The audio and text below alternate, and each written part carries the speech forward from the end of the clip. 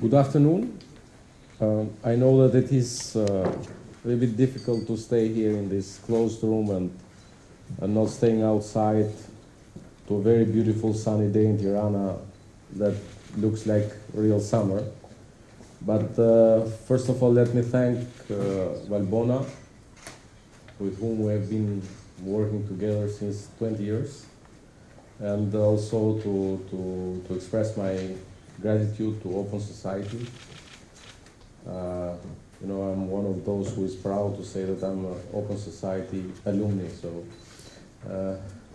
thank you very much for making this possible in this framework of Berlin Process Leader Summit. Idashu Vla Zvezda, my dear Minister Zvezda, and dear participants, I'm very happy that we have this very specific discussion, which for sure will contribute to, let's say, the facilitations regarding the interaction among the Western Balkan countries, especially vis-à-vis regional security cooperation. As Valbona already underlined, on the same day, 1 month ahead, we had in Tirana the Ministerial of Internal Affairs, and we had a very fruitful discussion focused on a new approach and engagement in the framework of Berlin Process, tackling common security issues in 3 topics or directions. First, integrated borders. Second, fight against organized crime. And of course, third, building a regional partnership on cybersecurity.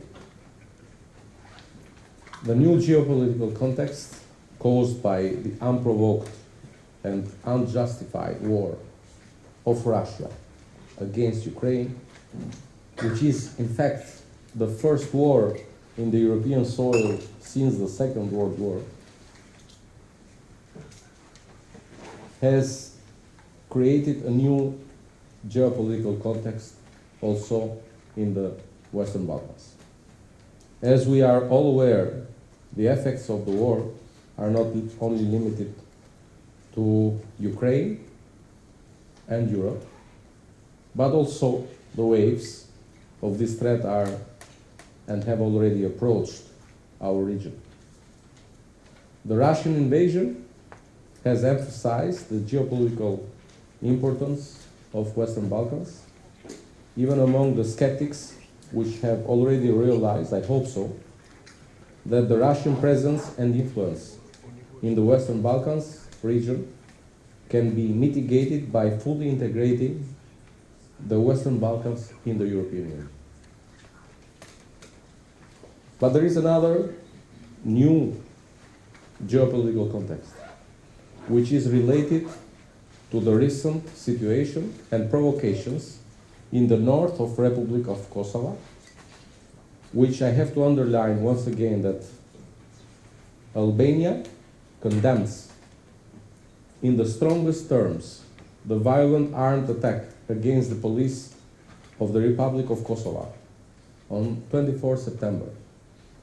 This attack was a criminal and dangerous act of aggression against the stability, the integrity, the independence, and law and order of Kosovo.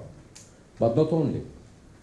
It was also a grave threat to the security and stability of our whole region, with direct consequences for our common Europe. The killing of a Kosovo police officer in the line of duty makes this act of aggression even more tragic and painful. The perpetrators, organizers, instigators of this act must be held accountable and brought to justice the soonest possible. This is imperative in order not to allow a further escalation of the situation with possible irreversible consequences.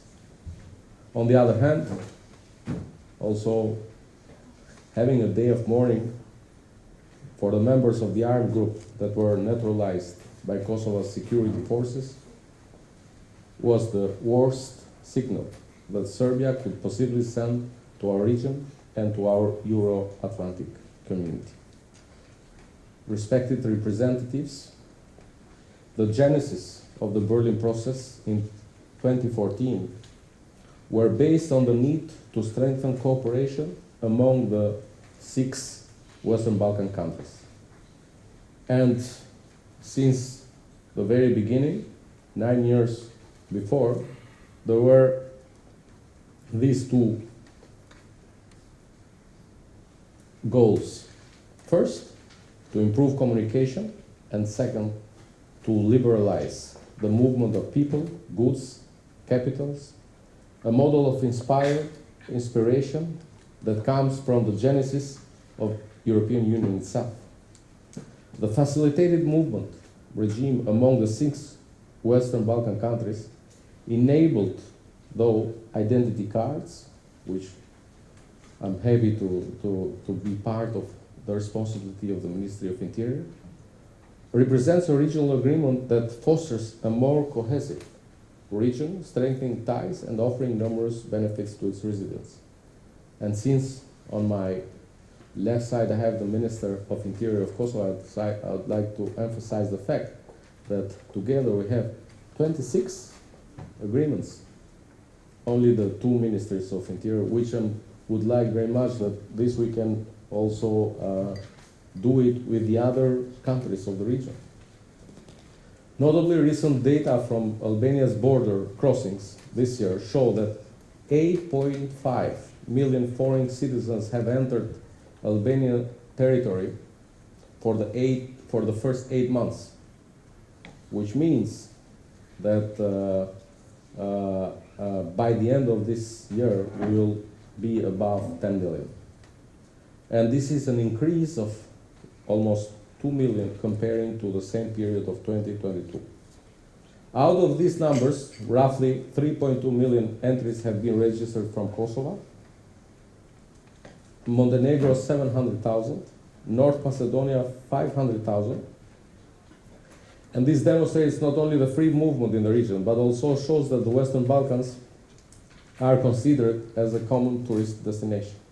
We are using the same market. Our collective aspirations for the future are notably ambitious. We aim for the harmonization of border control systems. That was one of the discussions I already had with Mrs. Vesha before coming to this event. The creation of shared spaces for movement and the guarantee for regional security. However, as we facilitate the movement of people and goods, a paramount challenge emerges: the exploitation of the Western Balkans as transit routes for irregular migration. In response to the Trilateral Police Cooperation Center, Albania, Kosovo, and Montenegro has been operational since 2018, playing an essential role in curbing various forms of cross-border crime and irregular migration. Significantly, Frontex presence in Albania is crucial as it works to oversee the operations of the border police at key points and deploys its forces along the green border. Last but not least, another pressing concern demanding our collective attention is the cyber threats.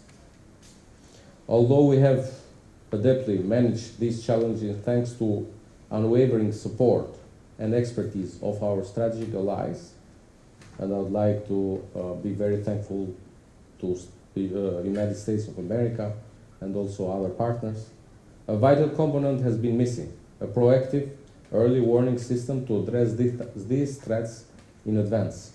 And here there is need to have a common approach by all the 6 Western Balkan countries. Consistent with the consensus from the ministerial meeting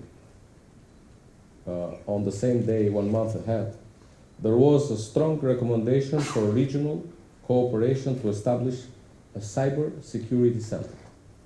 which I'll be the first to propose it, and I was first to propose it to be held in Tirana. This center would act as a nexus for sharing best practices and experiences, recognizing both the cross-border nature of threats and the inherent fragility of our technological frameworks. Cybercrimes require specialized focus, and the Western Balkans nations have yet to cultivate a sustained cooperation in this domain. Committed support from the European Union, which Prime Minister Rama will reiterate during the leaders' meeting, presents the most prudent avenue to proactively address these significant challenges. I will stop here, and I thank you all for the attention and ready to answer any question. Thank you very much. Well, thank you.